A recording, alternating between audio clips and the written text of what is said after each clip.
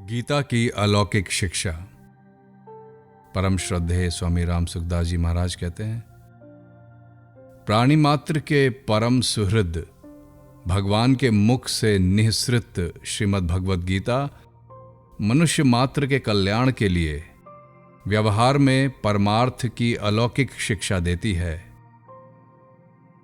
कोई भी व्यक्ति, स्त्री पुरुष हो और वह किसी भी वर्ण में हो, किसी भी आश्रम में हो, किसी भी संप्रदाय में हो, किसी भी देश में हो, किसी भी वेश में हो, किसी भी परिस्थिति में हो, वहीं रहते हुए ही वह परमात्म तत्व को प्राप्त कर सकता है। यदि वह निषिद्ध कर्मों का सर्वथा त्याग कर दे और निष्काम भाव से विहित कर्मों को करता रहे, तो इसी से उसे परमात्म तत्व की प्राप्ति हो जाएगी। गीता के अध्याय 2 में है, सुख दुखे समय कृत्वा लाभा लाभौ जया जयौ ततो युद्धाय युजुस्व नैवं पापम वाप्यसि। जय पराजय, लाभ हानि और सुख दुख को समान समझकर फिर युद्ध में लग जा। इस प्रकार युद्ध करने से तू पाप यानी बंधन को प्राप्त नहीं होगा। युद्ध से बढ़कर घोर परिस्थिति और क्या होगी। जब युद्ध जैसी घोर परिस्थिति में भी मनुष्य अपना कल्याण कर सकता है, तो फिर ऐसी कौन सी परिस्थिति होगी जिसमें रहते हुए मनुष्य अपना कल्याण न कर सके। सुख दुख, लाभ हानि आदि सब आते हैं और चले जाते हैं, पर हम ज्यों के त्यों ही रहते हैं। अतः समता में हमारी स्थिति स्वतः स्वाभाविक है। उसी समता की ओर गीता लक्ष्य करा रही है कि ये जो तरह तरह की परिस्थितियां आ रही हैं, उनके साथ मिलो मत, उनमें प्रसन्न अप्रसन्न मत हो, बल्कि उनका सदुपयोग करो। अनुकूल परिस्थिति आ जाए तो दूसरों को सुख पहुंचाओ, दूसरों की सेवा करो, और प्रतिकूल परिस्थिति आ जाए तो सुख की इच्छा का त्याग करो। गीता कितनी अलौकिक शिक्षा देती है। अध्याय 3 में है, एक दूसरे को उन्नत करते हुए तुम लोग परम कल्याण को प्राप्त हो जाओगे। सभी एक दूसरे के अभाव की पूर्ति करें, एक दूसरे को सुख पहुंचाएं, एक दूसरे का हित करें, तो अनायास ही सबका कल्याण हो जाए। ते प्राप्नुवन्ति मामेव सर्वभूत हिते रतः। इसलिए दूसरे का हित करना है, दूसरे को सुख देना है, दूसरे को आदर देना है, दूसरे की बात रखनी है, दूसरे को आराम देना है, दूसरे की सेवा करनी है। दूसरा हमारी सेवा करे या ना करे, इसकी परवाह नहीं करनी है। अर्थात हमें दूसरे का कर्तव्य नहीं देखना है, बल्कि निष्काम भाव से अपने कर्तव्य का पालन करना है। क्योंकि दूसरे का कर्तव्य देखना हमारा कर्तव्य नहीं है। यहां एक खास बात समझने की है कि हमें मिलने वाली वस्तु, परिस्थिति आदि दूसरे व्यक्ति के अधीन नहीं है, बल्कि प्रारब्ध के अधीन है। प्रारब्ध के अनुसार जो वस्तु, परिस्थिति आदि हमें मिलने वाली है, वह न चाहने पर भी मिलेगी।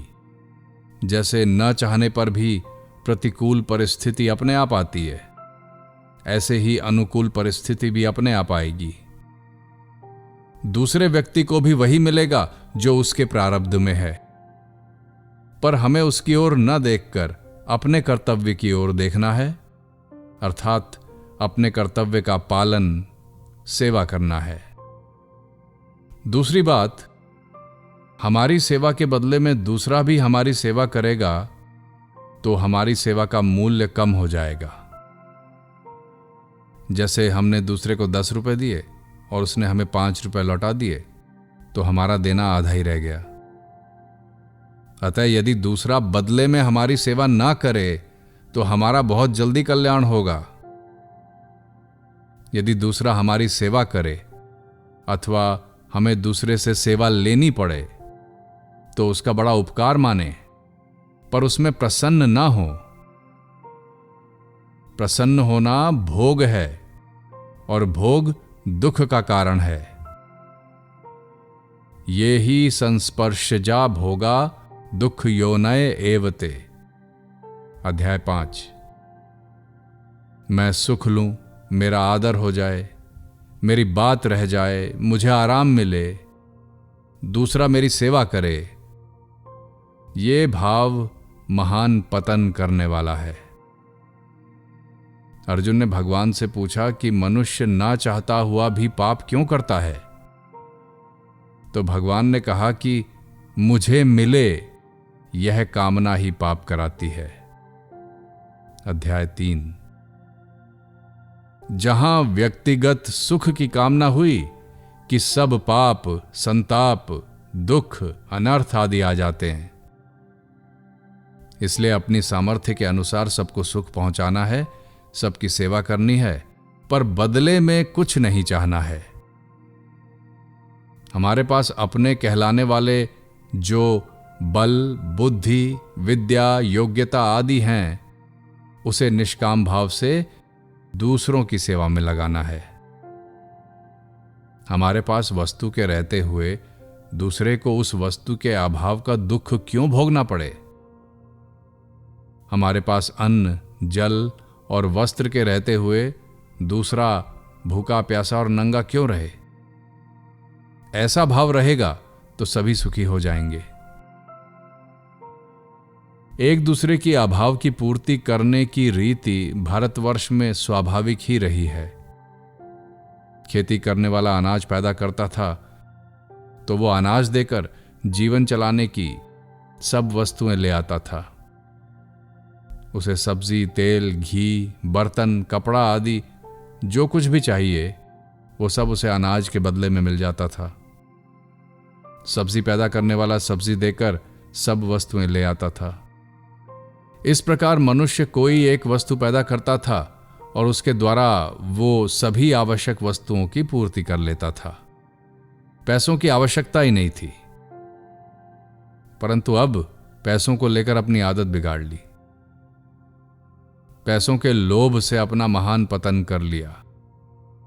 पैसों का संग्रह करने की ऐसी धुन लगी कि जीवन निर्वाह की आवश्यक वस्तुएं मिलनी कठिन हो गईं। कारण कि वस्तुओं को बेच बेचकर रुपए पैदा कर लिए और उनका संग्रह कर लिया। इस बात का ध्यान ही नहीं रहा कि रुपए पड़े पड़े स्वयं क्या काम आएंगे। रुपए स्वयं किसी काम में नहीं आएंगे, बल्कि उनका खर्च ही अपने या दूसरे के काम में आएगा। परंतु अंतःकरण में पैसों का महत्व बैठा होने से ये बात आसानी से समझ में नहीं आती। पैसों की ये भूख भारतवर्ष की स्वाभाविक नहीं है, बल्कि कुसंगति से आई है। एक मार्मिक बात है कि जो दूसरों का अधिकार होता है वही हमारा कर्तव्य होता है। जैसे दूसरे का हित करना हमारा कर्तव्य है और दूसरों का अधिकार है। माता पिता की सेवा करना, उन्हें सुख पहुंचाना पुत्र का कर्तव्य है और माता पिता का अधिकार है। ऐसे ही पुत्र का पालन पोषण करना और उसे श्रेष्ठ सुयोग्य बनाना माता पिता का कर्तव्य है और पुत्र का अधिकार है। गुरु की सेवा करना, उनकी आज्ञा का पालन करना शिष्य का कर्तव्य है और गुरु का अधिकार है। ऐसे ही शिष्य का अज्ञान अंधकार मिटाना, उसे परमात्म तत्व का अनुभव कराना गुरु का कर्तव्य है और शिष्य का अधिकार है। अतः मनुष्य को अपने कर्तव्य पालन के द्वारा दूसरों के अधिकार की रक्षा करनी है। दूसरों का कर्तव्य और अपना अधिकार देखने वाला मनुष्य अपने कर्तव्य से च्युत हो जाता है। इसलिए मनुष्य को अपने अधिकार का त्याग करना है और दूसरे के न्याय युक्त अधिकार की रक्षा के लिए यथाशक्ति अपने कर्तव्य का पालन करना है। दूसरों का कर्तव्य देखना और अपना अधिकार जमाना इहलोक और परलोक में पतन करने वाला है। वर्तमान में जो अशांति, कलह, संघर्ष देखने में आ रहा है, उसका मुख्य कारण यही है कि लोग अपने अधिकार की मांग तो करते हैं पर अपने कर्तव्य का पालन नहीं करते। इसलिए गीता कहती है, कर्मण्येवाधिकारस्ते मा फलेषु कदाचन। अपने कर्तव्य का पालन करने में ही तुम्हारा अधिकार है, उसके फलों में नहीं। संसार में अपने अपने क्षेत्र में जो मनुष्य दूसरों के द्वारा मुख्य, श्रेष्ठ माने जाते हैं, उन आचार्य, गुरु, अध्यापक, व्याख्यानदाता, महंत, शासक, मुखिया आदि पर दूसरों को शिक्षा देने की, दूसरों का हित करने की विशेष जिम्मेवारी रहती है। अतः उनके लिए गीता कहती है, यद्यदाचरति श्रेष्ठ स्तत् देवेत्तरो जनः स यत् प्रमाणम कुरुते लोकस्त दनुवर्तते। श्रेष्ठ मनुष्य जो जो आचरण करता है, दूसरे मनुष्य वैसा वैसा ही आचरण करते हैं, और वह जो कुछ कहता है दूसरे मनुष्य उसी के अनुसार करते हैं।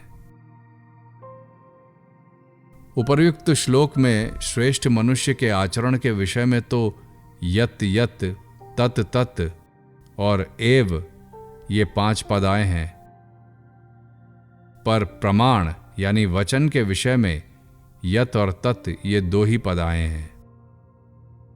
इसका तात्पर्य यह है कि मनुष्य के आचरणों का असर दूसरों पर 5 गुना अधिक पड़ता है और वचनों का असर अपेक्षाकृत कम 2 गुना पड़ता है। जो मनुष्य स्वयं कर्तव्य का पालन न करके केवल अपने वचनों से दूसरों को कर्तव्य पालन की शिक्षा देता है, उसकी शिक्षा का लोगों पर खास असर नहीं पड़ता। शिक्षा का लोगों पर खास असर तभी पड़ता है जब शिक्षा देने वाला खुद भी निष्काम भाव से शास्त्र और लोक की मर्यादा के अनुसार चले। इसलिए भगवान अपना उदाहरण देते हुए कहते हैं कि यद्यपि मेरे लिए त्रिलोकी में कुछ भी कर्तव्य और प्राप्तव्य नहीं है, तो भी मैं जहां जिस रूप से अवतार लेता हूं, वहां उस अवतार के अनुसार ही अपने कर्तव्य का पालन करता हूं। यदि मैं निरालस्य होकर सावधानी पूर्वक कर्तव्य का पालन न करूं, तो मुझ में श्रद्धा विश्वास करने वाले दूसरे लोग भी वैसा ही करने लग जाएंगे। अर्थात वे भी प्रमाद से, असावधानी से अपने कर्तव्य की उपेक्षा करने लग जाएंगे, जिसके परिणाम में उनका पतन हो जाएगा। मनुष्य मात्र में 3 कमियां होती हैं: करने की कमी, जानने की कमी और पाने की कमी। इन तीनों कमियों को दूर करके अपना उद्धार करने के लिए मनुष्य को 3 शक्तियां भी प्राप्त हैं: करने की शक्ति, जानने की शक्ति और मानने की शक्ति। ये तीनों शक्तियों के रहते हुए भी मनुष्य केवल बेसमझी और सुख आसक्ति के कारण अपने में कमी का दुख भोगता है। यदि वह इन तीनों शक्तियों का सदुपयोग करे तो अपनी कमियों की पूर्ति करके पूर्णता को प्राप्त कर सकता है, अपना मनुष्य जन्म सर्वथा सार्थक कर सकता है। निष्काम भाव से दूसरों के हित के लिए कर्म यानी सेवा करना करने की शक्ति का सदुपयोग है, जो कर्मयोग है। शरीर से असंग होकर अपने स्वरूप में स्थित होना जानने की शक्ति का सदुपयोग है, जो ज्ञान योग है। भगवान को अपना और अपने को भगवान का मानना मानने की शक्ति का सदुपयोग है, जो भक्ति योग है। गीता इन तीनों ही योग मार्गों की शिक्षा देती है। जैसे जो केवल यज्ञ के लिए अर्थात निष्काम भावपूर्वक दूसरों के हित के लिए ही कर्म करता है, वह कर्मयोगी कर्म बंधन से छूट जाता है। यज्ञाया चरतः कर्म समग्रम प्रविलीयते। अध्याय 4।